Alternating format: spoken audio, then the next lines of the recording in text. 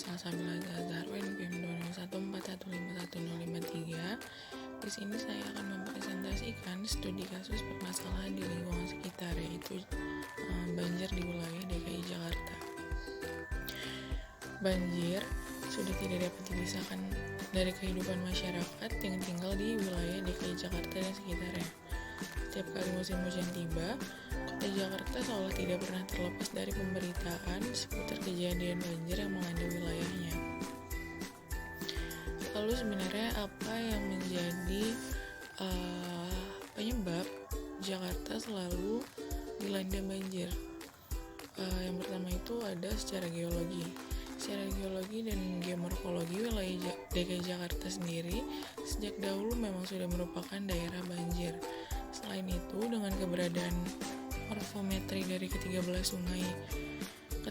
aliran sungai yang melintasi wilayah DKI Jakarta juga menjadi akses bagi aliran permukaan atau direct runoff yang bersumber dari curah hujan di daerah hulu untuk masuk ke wilayah DKI Jakarta. Lalu di daerah sekitar rumah saya, yaitu Jalan Daud, Sukabumi Utara, Kecamatan Kebonjeruk, Jakarta Barat, merupakan daerah rawan banjir. Jika hujan dengan intensitas sedang turun, tidak lama kali besar yang bertepat di samping Masjid Baitur Rahman tersebut meluapkan airnya yang berwarna hitam beserta sampah rumah tangga yang sebelumnya sengaja dibuang oleh beberapa pihak. Hal ini terjadi lantaran kedalaman kali yang lama-kelamaan semakin menurun. Luapan banjiran tersebut selain menjadi penghambat aktivitas masyarakat di sekelilingnya, itu menyebabkan kerugian materi serta waktu. Selain itu, masyarakat juga terganggu akibat dari bau yang tidak sedap dari sampah-sampah yang ikut tersangkut atau terbawa. Lalu bagaimana solusi untuk mengatasi hal tersebut? Yang pertama yaitu ada pembersihan selokan secara berkala.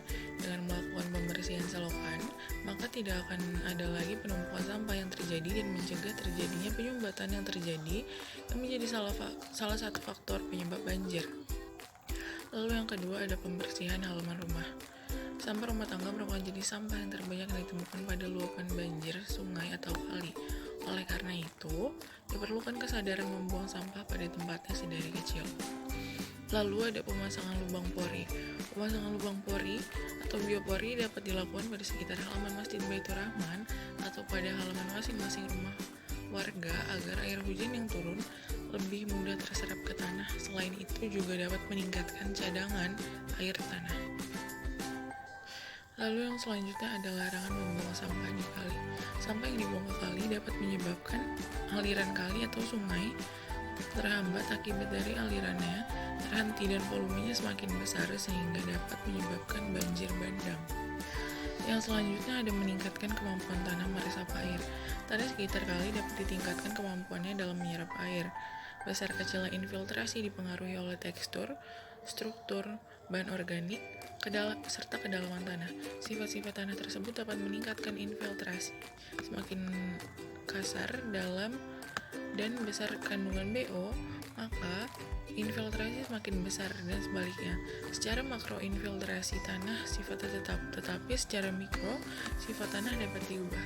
Artinya bahwa untuk mengurangi aliran permukaan, maka sepanjang aliran sungai atau kali sifat tanahnya dapat diubah sehingga curah hujan yang turun dapat terinfiltrasi dan mengurangi aliran permukaan. Lalu yang selanjutnya ada penanaman pohon pada lahan pinggir sungai. Akar pohon bisa mengalirkan air hujan sebagai cadangan air tanah. Karena tanpa akar, air tersebut tidak akan bisa menyerap sempurna ke dalam tanah dan menciptakan genangan di atas permukaan. Lalu yang ketujuh ada penambahan lahan resapan air.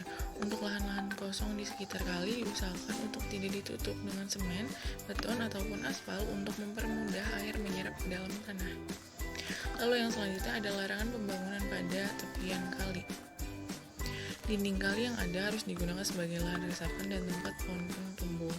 Pihak terkait untuk harus menindak tegas bagi siapapun yang melakukan pembangunan pada tepian kali karena selain mengganggu aliran, kerusakan lingkungan akibat sanitasi yang buruk dan sampah rumah tangga menjadi ancaman yang serius. Lalu yang selanjutnya, sanksi tegas membuang sampah ke kali. Jika ada yang melakukan pembuangan sampah ke kali harus ditindak tegas, salah satunya pembayaran denda yang tinggi atau pemberian kewajiban membersihkan selokan atau lingkungan di sekitar kali. Lalu yang terakhir ada melakukan pengurukan dasar kali. Dasar kali yang dangkal akibat sedimen serta sampah yang berada pada permukaan dasar kali yang menyebabkan pengurukan harus dilakukan untuk mencegah terjadinya luapan air kali atau banjir. Sekian presentasi yang dapat saya sampaikan, kurang lebihnya mohon maaf. Wassalamualaikum warahmatullahi wabarakatuh.